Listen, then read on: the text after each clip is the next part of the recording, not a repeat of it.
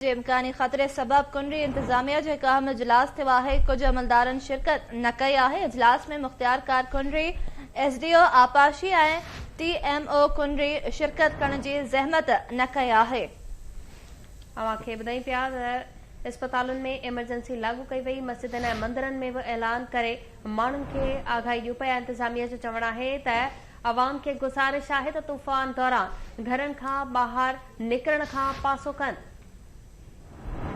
कुंडरी में ॿुधायूं पिया सामुंडी तूफ़ान बाइपट जो आहे जो इम्कान आहे। कुंडरी में बि हाई अलर्ट जारी कयो वियो आहे। इंतजामिया अहम इजलास बि सदायो आहे। अवांखे ॿुधायूं पिया सामुंडी तूफ़ान जे इम्कानी खतरे सबब कुंडरी इंतजामिया जो अहम इजलास थियो।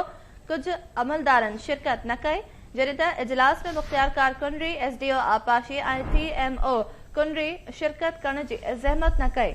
अस्पतालुनि में बि इमरजेंसी लागू कई वई आहे। मस्जिदनि ऐं मंदिरनि में बि ऐलान करे माण्हुनि खे आगाही ॾियो पिया। इंतजामिया जो चवणु आहे इंतजामिया अवाम खे गुज़ारिश कई आहे त तूफ़ान दौरान घरनि खां ॿाहिरि निकिरण खां पासो कनि। ख़बर अवांखे ॾियो पिया सामुंडी तूफ़ान जे इम्कानी खतरे सबब कुंडरी इंतजामिया अहम इजलास घुरायो आहे। कुछ अमलदारनि शिरकत न कई आहे। टेलीफोन लाइन ते मौजूद आहे कुंडरी मां KTN न्यूज़ रिपोर्टर अब्दुल मजीद मेमन। जी अब्दुल मजीद मेमन, कहिड़ा तफ़सील आहिनि? जी बिल्कुल सामुंडी तूफ़ान जो बाइपट जो है हवाले से कुंडली तालुके में अहम इजलास थियो जैमें हाई अलर्ट ॼाणायो ऑफिसरनि खे। AC कुंडली ऑफिस में इजलास थियो जैमें मुख़्तलिफ़ इदारनि जे ऑफिसर शिरकत कई। लेकिन कुछ ऑफिसर अहिड़ा हुआ जिनमें मुख्तार जो TMO एस्टुएरियन वग़ैरह जो उन शिरकत कोन कई।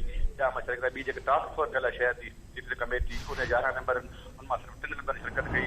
ॿिया माण्हू शरीक था जंहिंमें फ़ैसिलो कयो शहर में जो मस्जिदनि में मंदिर में ऐलान कराए वेंदो त जीअं माण्हुनि जेके एहतियाती तदबीर उन ते अमल करण माण्हुनि खे हिदायतूं कई वञे अमलदारनि खे त शहर जेके मेन नाला आहिनि उनजी सफ़ाई वग़ैरह करे वञे। साइन बोर्ड बिल बोर्ड हटाया वञनि ऐं माण्हुनि खे चयो वञे कचा घर उन जी जेकी सुबुह जो उनखे मंदिर करण लाइ कोशिशि कई वञे पियूं ऐं कुझु कैंपूं पिणु क़ाइमु कयो वञे पियो। स्कूल सरकारी उन रखियो वञे पियो। जॾहिं कुंडली तालुको जेको 5 यूसी जेके यूसी बुटा यूसी शेरखान चांडियो यूसी साग दरिलो यूसी भाई बख्तावर यूसी नवाबाबाद ये हमेशा जो बोर्ड सुल्तान में पैदा थींदियूं रहंदियूं हमेशा बोर्ड ईंदी रहंदी है।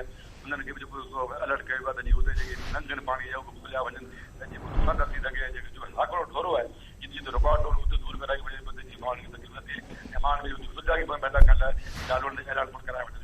जी ठीकु आहे अब्दुल मजीद मेमन, अपडेट करण लाइ महिरबानी।